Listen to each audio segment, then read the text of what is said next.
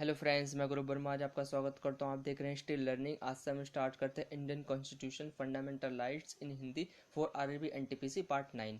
जैसे मैंने आपको पहली वीडियो में मौलिक अधिकार को बताया, मौलिक अधिकार है क्या और किस लिए यूज़ होते हैं, लेकिन अब मैं आपको जो रह गए थे मौलिक अधिकार उनके बारे में बताऊंगा। फिर भी एक बार आपकी पहली वाली वीडियो थोड़ी बहुत रिवाइज कराता हूँ। जैसे मौलिक अधिकार अमेरिका से लिए गए थे और ये भाग 3 में, और भाग 3 को भारत का अधिकार पत्र यानी मेगना कार्टा कहा गया। सीधा सीधा क्वेश्चन आता है एग्जाम में, मेगना कार्टा कौन से भाग को कहा जाता है? भाग 3 को मेगना कार्टा कहा जाता है। और अनुच्छेद 12 से लेकर 35 तक अनुच्छेद 12 से लेकर 35 तक इसके बारे में बताया गया है। और मूल संविधान में 7 मौलिक अधिकार थे, वर्तमान में 6 मौलिक अधिकार। और पहला कौन सा था? पहला समता या समानता का अधिकार, अनुच्छेद 14 से लेकर 18 तक। और दूसरा स्वतंत्रता का अधिकार, अनुच्छेद 19 से लेकर 22 तक।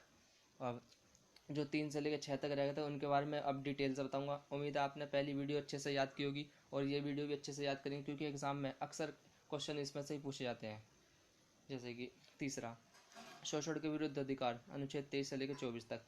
अनुच्छेद 23, मानव के दुर्व्यापार और बाल श्रम का प्रतिषेध। इसके द्वारा किसी व्यक्ति की खरीद बिक्री, बेगारी तथा इसी प्रकार का अन्य जबरदस्ती लिया हुआ श्रम निषिद्ध ठहराया गया है, जिसका उल्लंघन विधि के अनुसार दंडनीय अपराध है। विधि मतलब कानून, कानून के अनुसार दंडनीय अपराध होगा वो। नेक्स्ट, अनुच्छेद 24, बालकों के नियोजन का प्रतिषेध।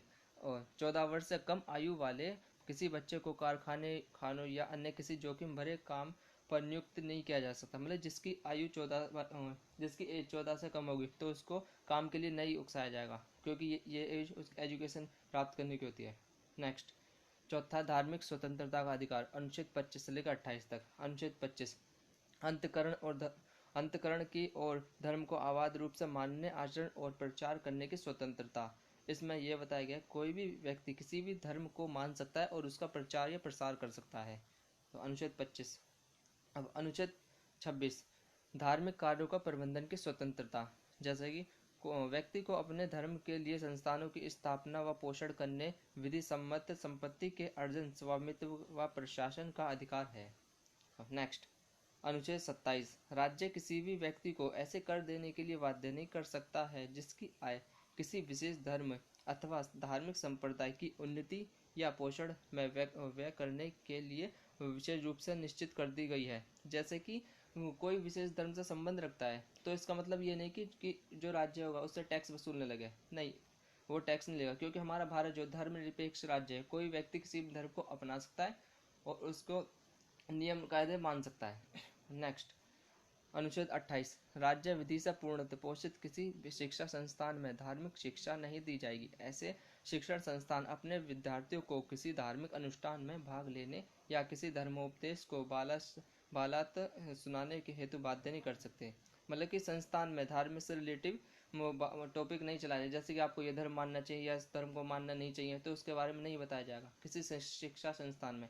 अनुच्छेद 28 में इसके बारे में बताया गया। नेक्स्ट, और पांचवा, सांस्कृतिक शिक्षा संबंधी अधिकार, अनुच्छेद 29 से लेकर 30 तक। अनुच्छेद 29, अल्पसंख्यक वर्गों के हितों का संरक्षण।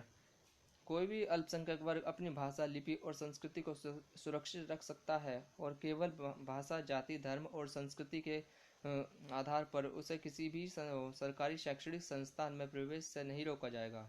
नेक्स्ट, अनुच्छेद 30, किसी शिक्षा संस्थानों की स्थापना और प्रशासन करने का अल्पसंख्यक वर्गों का अधिकार है। जो कोई भी अल्पसंख्यक वर्ग अपनी पसंद की शैक्षणिक संस्था चला सकता है और उसे सरकार उसे अनुदान देने में किसी भी तरह का भेदभाव नहीं करेगी। मतलब यदि कोई अल्पसंख्यक कोई शैक्षणिक संस्था चलाना चाहता है तो सरकार उसकी हेल्प करेगी, कुछ पैसे देने में, कोई वो चला सकता है संस्थान वो। अनुच्छेद 30 में इसके बारे में एक्सप्लेन किया गया है। नेक्स्ट, सबसे मोस्ट इंपॉर्टेंट जिसकी हम चर्चा करेंगे, संवैधानिक उपचारों का अधिकार, अनुच्छेद 32। यदि सारे जितने मौलिक अधिकार है उनका कुछ इंपॉर्टेंस है तो अनुच्छेद 32 के अकॉर्डिंग है वो। अगर अनुच्छेद 32 नहीं तो जितने मौलिक अधिकार उनका कोई महत्व नहीं है। तो अनुच्छेद 32 मोस्ट इंपॉर्टेंट है, इसको अच्छे से याद करेंगे। चलो पढ़ते हैं। अनुच्छेद 32, संवैधानिक उपचारों के अधिकार को भीमराव अंबेडकर ने संविधान की आत्मा कहा है। जो क्वेश्चन एग्जाम में आता है वो ऐसे भी आता है, संविधान की आत्मा कौन से मौलिक अधिकार में और किसने कहा? तो एक बार रिपीट करता हूँ, संवैधानिक उपचारों के अधिकार को डॉक्टर भीमराव अंबेडकर ने संविधान की आत्मा कहा और ये अनुच्छेद 32 में है। अनुच्छेद 32 को पढ़ते हैं। इसके तहत मौलिक अधिकार को परिवर्तित कराने के लिए समुचित कार्यवाहियों द्वारा उच्चतम न्यायालय में आवेदन करने का अधिकार प्रदान किया गया है। इस संदर्भ में सर्वोच्च न्यायालय को 5 तरह की रिट निकालने की शक्ति प्रदान की गई है, जो निम्न प्रकार की है। सुप्रीम कोर्ट तथा अनुच्छेद 32 के अकॉर्डिंग 5 तरह की रिट जारी करता है। उनको डिटेल वाइज पढ़ेंगे। अब पहले बंदी प्रत्यक्षीकरण। यह उस व्यक्ति की प्रार्थना पर जारी किया जाता है जो यह समझता है कि उसे अवैध रूप से बंदी बनाया गया है। इसके द्वारा उच्च न्यायालय बंदीकरण करने वाले अधिकारी को आदेश देता है कि वह बंदी बनाए गए व्यक्ति को निश्चित स्थान और निश्चित समय के अंदर उपस्थित उसे करे, जिससे न्यायालय बंदी बनाए जाने के कारणों पर विचार कर सके। मतलब जिन रीजन के कारण किसी व्यक्ति को गिरफ्तार किया गया है तो सर्वोच्च न्यायालय उस पर विचार करेगा और निश्चित समय और स्थान प्रदान करेगा। ये बंदी प्रत्यक्षीकरण के बारे में बताया गया। नेक्स्ट, परमादेश। परमादेश का लेख उस समय जारी किया जाता है जब कोई पदाधिकारी अपने सार्वजनिक कर्तव्य का निर्वाह नहीं करता। इस प्रकार के आज्ञा पत्र के आधार पर पदाधिकारी को उसके कर्तव्य का पालन करने का आदेश जारी किया जाता है। नेक्स्ट, प्रतिषेध लेख। यह आज्ञात पत्र सर्वोच्च न्यायालय तथा उच्च न्यायालय द्वारा निम्न न्यायालयों तथा अर्धन्यायिक न्यायाधिकरणों को जारी करते हुए आदेश दिया जाता है कि इस मामले में अपने यहाँ कार्रवाई ना करें, क्योंकि यह मामला उनके कार्यक्षेत्र से बाहर है। जैसे कि जिला डिस्ट्रिक्ट होते हैं, वो जो बड़े केस होते हैं वो उनको नहीं ले सकते। केवल जो हाई क्वालिटी के केस होते हैं उनको सर्वोच्च न्यायालय उच्च न्यायालय हैंडल करेंगे। तो इसके बारे में बताया गया प्रतिषेध लेख में। और नेक्स्ट, उत्प्रेक्षण।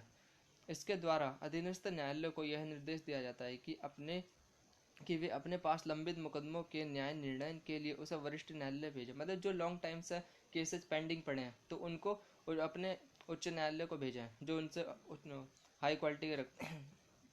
नेक्स्ट, 5वां, अधिकार पृष्ठता लेख। जब कोई व्यक्ति ऐसे पदाधिकारी के रूप में कार्य करने लगता है कि उसके रूप में कार्य करने का उसे वैधानिक रूप से अधिकार नहीं है, तो उच्च न्यायालय अधिकार पृष्ठता के आदेश के द्वारा उस व्यक्ति से पूछता है कि वह किस अधिकार से कार्य कर रहा है। जब तक वह इस बात का संतोषजनक उत्तर नहीं देता वह कार्य नहीं कर सकता। तो ओके, उम्मीद है आपको ये वीडियो अच्छे से समझ आएगी और इसे अच्छे से याद कीजिए, क्योंकि एग्जाम में पूछे जाते हैं क्वेश्चन। तो हमारी वीडियो देखने के लिए धन्यवाद। लाइक करें, शेयर करें, सब्सक्राइब करें। आप PDF भी डाउनलोड कर सकते हैं और हमने टेलीग्राम का ग्रुप बना रखा है, उसे आप ज्वाइन कर सकते हैं। हमारी वीडियो देखने के लिए धन्यवाद।